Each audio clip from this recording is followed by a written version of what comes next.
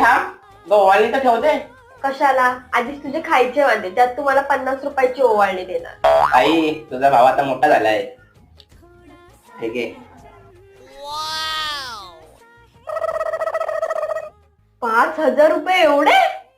बापरे, काय काय घेऊ? मेकअप किट घेते. नको. साड्या पण, मला ड्रेस पण घ्यायचाय ना.